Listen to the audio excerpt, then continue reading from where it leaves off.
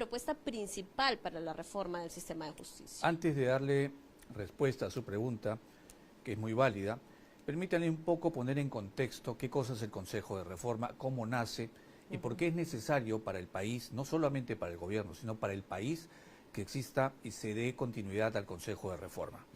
Como usted sabe, durante todo el tiempo republicano, uno de los problemas más grandes que hemos tenido en el país ha sido cómo se desarrolla, cómo se imparte la justicia.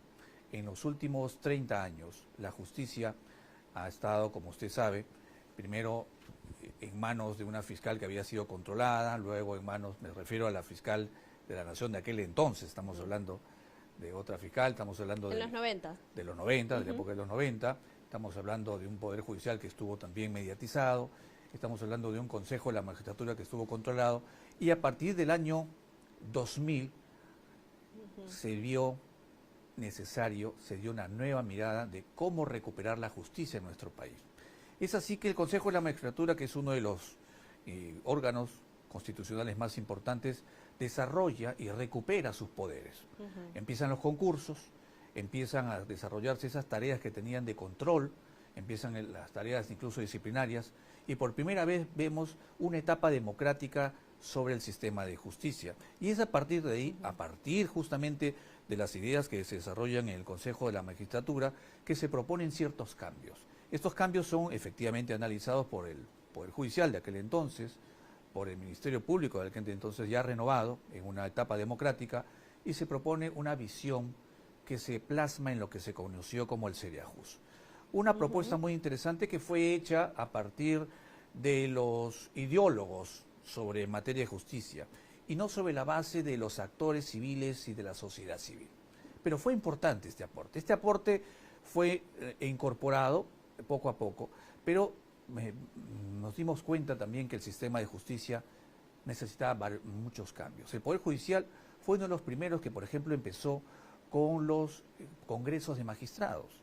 Y también, por ejemplo, dentro de ese punto de vista, el Ministerio Público desarrolló una política muy interesante que fue incorporada, como por ejemplo el perfil del magistrado. Fue una de las pocas instituciones que durante el tiempo desarrolló este modelo de perfil del juez. Poco a poco fuimos avanzando hasta que la Comisión Wagner, frente también a los problemas de justicia que se presentan en el país, y luego otras comisiones determinan un primer modelo de Consejo de Reforma. ¿Qué pretendía el Consejo de Reforma? ¿A dónde apuntaba el Consejo de Reforma? Evidentemente, estudiaba los problemas que tiene el sistema judicial. Y no hay que olvidar que durante todo ese tiempo, previamente, el Banco Mundial ya estaba apoyando, ya estaba incluso dando aportes económicos para el cambio de los modelos y de los sistemas de justicia.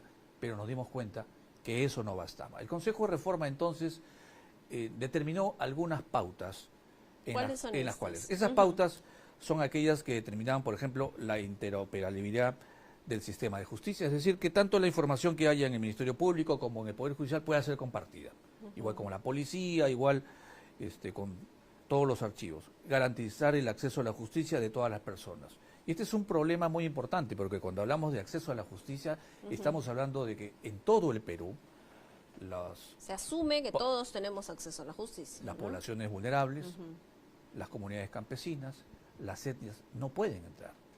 No existe. Por ejemplo, eso yo lo voy a comentar más adelante, en mi gestión se han incorporado, por ejemplo, las asesorías legales gratuitas interculturales. Se ha incorporado, por ejemplo, lo que se llaman las mega alegras, que son alegras asesoría legal gratuita, en que se atiende en Shipibo Conibo, en Pucallpa, en Cusco, en Quechua, y en Abancay también en quechua. Pero volvamos a este modelo. Permítame, por favor, terminar. Claro, ¿qué apunta? ¿Qué encierra? Modernizar los procesos no penales, ¿no? Todos los procesos penales implicaban un cambio, por eso que se hablaba del cambio del Código Procesal en aquel entonces. Fortalecer los recursos humanos de las instituciones del sistema de justicia, porque hay una suerte de preocupación, porque los modelos de burocracia no existen en los sistemas de justicia. Para mí, ahí cambian, ¿no? Hay una movilidad muy fuerte en los sistemas de justicia. Mejorar el ejercicio y formación para la abogacía, fortalecer las políticas anticorrupción y el control disciplinario y ético, combatir la violencia en contra de la mujer e integrantes del grupo familiar y fortalecer la predictibilidad de las decisiones judiciales. Con estas 9 ideas, el Consejo de Reforma empezó a trabajar. este Consejo de Reforma tuvo varias sesiones en las que arribaron a buenos acuerdos, pero había un gran problema.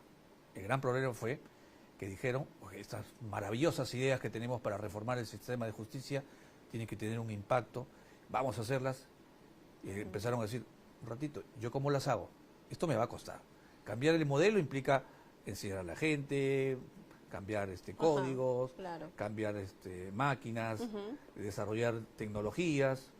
Entonces se estableció una primera aproximación de que el costo del sistema de justicia en los próximos 4 o 5 años podría costar más o menos 1.000 millones anuales, que implicaba todo el cambio del sistema de justicia. Para esto no se olvide, el Banco Mundial ya había desarrollado, y el BID, los programas tanto del eje penal y el eje no penal, en un lado para poner los expedientes bajo el sistema de cero papel. Es decir, expediente todo, ¿no? Que pueda ser visto digitalmente. ¿Y qué pasó? Pues no hubo la voluntad política en aquel entonces y esto se archiva. Entonces, más o menos 3 años esto no se pudo desarrollar y la presidenta Boluarte tuvo una primera intención, evidentemente examina esto, pero no se pudo durante todo el año pasado convocar a los actores del sistema de justicia. Cuando asumo yo la gestión, converso con la señora presidenta y ella me dice de la importancia del sistema de justicia. Y obviamente combatir la criminalidad, combatir la delincuencia que eran y que son los pilares de su gobierno y que son los pilares también de los ministros. Entonces nosotros dijimos, bueno, hay cosas que podemos hacer a largo plazo, hay cosas que podemos hacer a mediano plazo y hay aspectos que sí podemos avanzar. Por ejemplo, que hemos avanzado rápidamente con el presupuesto para que el Poder Judicial, la Fiscalía, el Ministerio Público me refiero, y la Policía Nacional puedan tener las unidades de flagrancia, en la que se incorpora el Ministerio. ¿Por qué? Porque tiene defensa pública. Eso es inmediato. Entonces ya tenemos en varios lugares del país que ya se han instaurado, con el apoyo, obviamente, del erario nacional. Es decir, si no hubo voluntad política o no había voluntad política, no había unidad de flagrancia. El gobierno puso. Pero faltaba algo más. O sea, no es solamente tener las unidades de flagrancia. Una unidad de flagrancia no resuelve el problema de justicia y es evidentemente una golondrina que no representa el verano de la justicia. Así es que dijimos, presidenta, tenemos que actuar y poner las riendas de la política. Y me encarga efectivamente conversar con cada uno de los titulares. Y es desde el mes de octubre he tenido reuniones permanentes para explicarle a los señores magistrados, primero, hacerles recordar que había un modelo de justicia, un modelo de cambio, y comprometerlos a que efectivamente quieran, primeramente aceptar este modelo y luego aceptar una reunión. Había una especie, y con esto termino la idea, y había una especie de desconfianza, señorita Gutiérrez, porque era natural que era un año tan difícil, fue un año tan difícil, acuérdese usted, no solamente la política de gobierno del presidente Castillo, el golpe que intentó dar, las azonadas que se hicieron, las peticiones de vacancia, el yacumismo, es decir, nos enfrentamos con un año sumamente difícil. Entonces había una desconfianza natural de las instituciones de justicia por saber si efectivamente esto iba a ser realmente sostenible. Estábamos hablando de una reunión para poder conversar, ¿no? Algo que era intrascendente. Entonces preparamos una agenda en común, preparamos unas reuniones previas, titular con titular, explicamos la naturaleza de nuestra preocupación y dijimos, pues pongámonos manos a la obra. Demoró muchísimo, ¿eh? Por ejemplo, ya la presidenta lo ha comentado en la última reunión del Tribunal Constitucional, que incluso el Tribunal Constitucional tenía una decisión del Pleno que le impedía participar. Sí. Cambiaron su decisión para poder participar. Y sí van a participar, ¿no? Y van a participar. El Ministerio Público, a través de la Fiscalía de la Nación, no nos había contestado. Es decir, nosotros asumimos que no iban a participar. E incluso el Congreso nos había aseverado que iba a participar en el mes de diciembre. Pero ocurrieron también en diciembre algunas actividades que nos cambiaron la fecha y tuvimos que programarla al 9. Entonces ya cuando en esta oportunidad del 9, ya era una fecha en la que no pudimos contar, por ejemplo, con la presencia del señor presidente del Congreso de la República, quien se excusó, pero que sabía de que estábamos trabajando un proyecto muy interesante, un proyecto de Estado. No es un proyecto del gobierno de la señora presidenta Dina Boluarte, es un proyecto de Estado que involucra a todos los actores del sistema de justicia. Ahora, esta propuesta que ustedes tienen a nivel de Poder Ejecutivo, ¿tiene alguna similitud con la propuesta que está impulsando el Congreso? Porque el presidente del Poder Judicial, Javier Arévalo, mostró su preocupación en la apertura del año judicial sobre este proyecto de ley, ya el que había retirado el congresista Quiabra, también, por supuesto, para elegir a los jueces supremos, para que desde el Congreso se pueda elegir a los jueces supremos, pero también consideró preocupante que no le hayan consultado a ningún ente del sistema de justicia la propuesta, el proyecto de ley que presentó finalmente la congresista Marta Moyano y que es iniciativa de Fuerza Popular, también para reformar todo el sistema de justicia. ¿Tiene alguna similitud la propuesta que tiene el Poder Ejecutivo con el proyecto de ley del Congreso? En primer lugar, no es una propuesta del Poder Ejecutivo solamente, es una propuesta de todos los actores del sistema de justicia, de todos los titulares. Y hay algo que hay que tener bien en claro. Para que la reforma del sistema de justicia funcione, no puede ser privativo de una sola entidad o de un solo poder del Estado. Quien considere que uno tiene la verdad, está equivocado. Entonces, toda propuesta tiene que nacer, primero, del consenso, de la experiencia, del aporte de los actores del sistema de justicia y tiene que pasar necesariamente por el Congreso, que es el canal natural y regular, porque la naturaleza del Congreso es legislar. Y que eventualmente estaría sujeto a modificaciones. Es probable que pueda ser. Entonces, todos los proyectos son bienvenidos, siempre y cuando consideren, y así lo he dicho y también lo reafirmo, y también lo reafirman los miembros del sistema de justicia, siempre y cuando los actores participen. Lo que se está aquí criticando, o lo que nosotros estamos poniendo como cortapisa previa, es no legislen ustedes en un tema tan importante que confiere a la ciudadanía, que no solamente ataca la autonomía y la independencia de las instituciones, sino que ataca el sistema mismo. Entonces, para evitar eso, conversemos. Viene usted, uno de los aportes tal vez más importantes que la ciudadanía debe saber, y también la clase política, que para reunirnos, lo más importante fue convencerlos y que ellos se convenzan de que era necesario una reunión para propender, primero, a retomar este trabajo que teníamos en el Consejo de Reforma. No todos estaban convencidos desde un inicio. Claro. Ahora, la congresista Gladys Echaíz también tiene una propuesta, por ejemplo, de modificación de la Junta Nacional de Justicia, que regrese un sistema más o menos similar al que tenía el Consejo Nacional de la Magistratura. ¿Ustedes están de acuerdo con eso? Usted como Ministerio de Justicia, que seguramente va a hacer los aportes a esta propuesta, también va a hacer algunos aportes, ¿está de acuerdo con ello? Todas las propuestas, incluso la del general que habla, son propuestas. Son aportes, son ideas, son sueños que tienen, ¿no es cierto?, cualquier persona, igual a que puede presentar el Poder Judicial. ¿Pero usted está de acuerdo? Permítame. Entonces, eso va a generar un debate.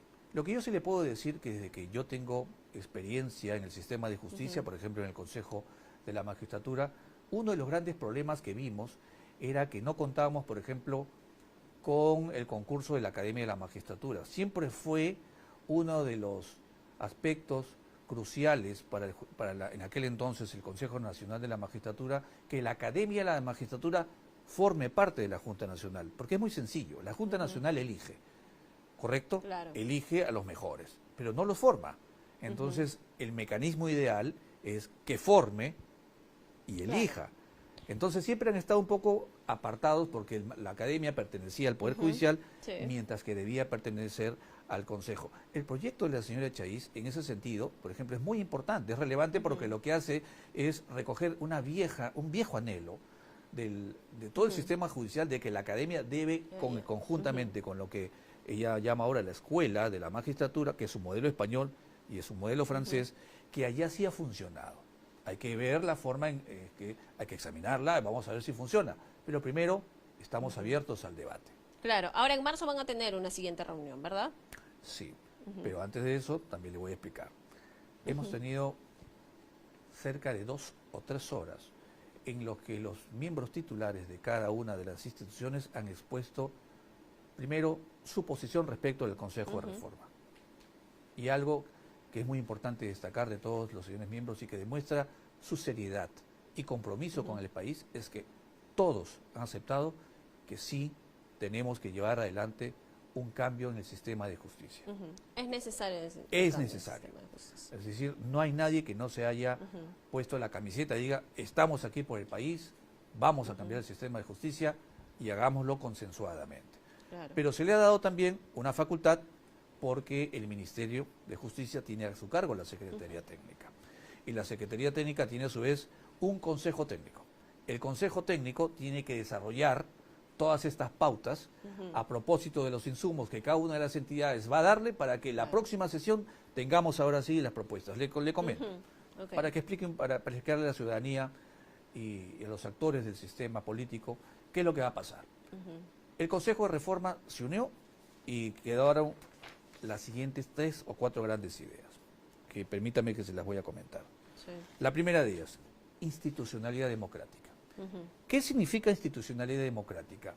Es algo que parece sencillo, pero que es muy difícil de entender. Que se respete la autonomía, que se respete a su vez la independencia, pero que también se respete la posibilidad de que los actores de justicia puedan proponer y ser escuchados, primero ante sus pares, luego ante los poderes del Estado. Que se respete la autonomía implica también que se respete, obviamente, que cada institución es válida y que las funciones que cumplen son necesarias en el sistema de justicia. El segundo, un informe de diagnóstico general y específico. Como han pasado 3 años, muchos dijeron ahí, pero por ejemplo, este punto ya no me atañe, este punto ya no es actual, este tema ya no representa para nosotros la prioridad en mi institución. Muy bien, no nos vamos a pasar la tarde discutiendo eso. Hagamos lo siguiente, ustedes en el Consejo Técnico evalúen cuáles son aquellos aspectos que consideran que todavía son válidos. Y dijimos, y también el gobierno, la señora presidenta, con énfasis dijo, vamos a apoyar aquellos aspectos que necesiten presupuesto. Escojamos 3 proyectos importantes de este semestre que necesiten ustedes presupuesto. Todas las instituciones dijeron, perfecto, vamos a poner los 3 proyectos que necesiten presupuesto. Pero también dijeron, hay algunos que no necesitan presupuesto, solamente voluntad política o voluntad administrativa. Hay varios ejemplos que las podemos dar. Y dijeron, y vamos a también a incorporar 3 proyectos en los cuales no exista presupuesto, pero que la voluntad política sea necesaria. Por ejemplo, el Poder Judicial con el Ministerio Público quieren intercambiar información. ¿Qué cosa basta? Una clave. Claro. Entonces, ¿qué pasa antes? El jefe de informática, no te doy la información, el otro jefe, tampoco te doy la mía. Entonces, opera ahí una suerte de dominio, ¿no? Claro. Personal. Interinstitucional, finalmente. Claro, ¿no? entonces eso no puede ser. Eso no necesita dinero. O sea, no hay que crear un programa, no hay que simplemente darle a cada uno, ¿no?, la posibilidad de que acceda a la base de datos de otros, pero no general tampoco. No se necesita de manera general, se necesita solo para los propósitos. Y luego, la lucha anticorrupción. Sabemos que el sistema de justicia también es en el sistema de justicia existe corrupción. Sí, no vamos a tapar el sol con un dedo. Y dijimos, hay que identificar la forma en que tenemos que enfrentarlos.